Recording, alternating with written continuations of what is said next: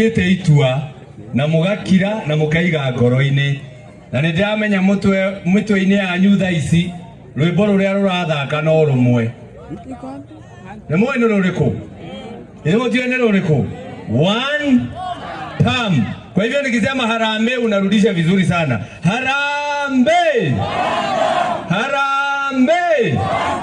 Sasa niliona sababu Rigiji amesema one term, wao wameanza kusema one more term, na sisi tunachukua hiyo one more term tunaongezea hapo juu, tunasema no more term. Simama ndio hiyo, wakiweka tunaongezea, wakiweka tunaongezea, sababu wao tumeamua hatuwezi kaa nao vile maisha imekuwa, si ndio? Your Excellency the Deputy President, huyu ni legitimate Deputy President of the Republic of Kenya. Waheshimiwa wote ambao wako hapa pamoja na Mheshimiwa Grace Seti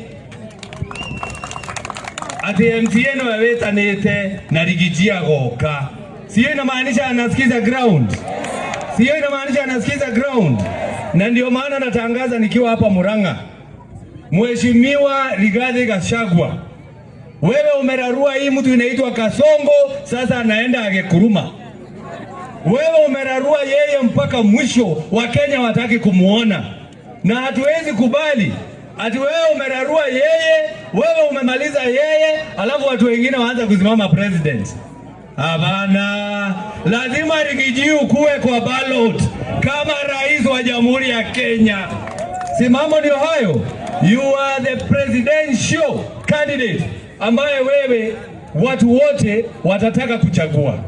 Ya mwisho nikimalizia, mimi watu ya Kiambu wameniambia wanakuunga mkono, na wengi wameingia chama cha DCP, wako kule ndani, na wameniambia ukiandika manifesto, sababu ulituambia pale Nairobi when you are unveiling the party, ulituambia chama unaanzisha rasmi tarehe 4 mwezi ujao wa Juni, na watu wote wamealikwa.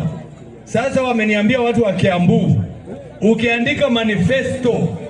ukiandika manifesto ya chama, ndio sasa wakuje wote pale pa education, uandike DCP italeta free secondary education. Simamo ndio hayo. Na pale pa kufanya kazi, Your Excellency, uandike pale chini ati payslip ya kila mtu ambaye anafanya kazi, ile pesa anakatwa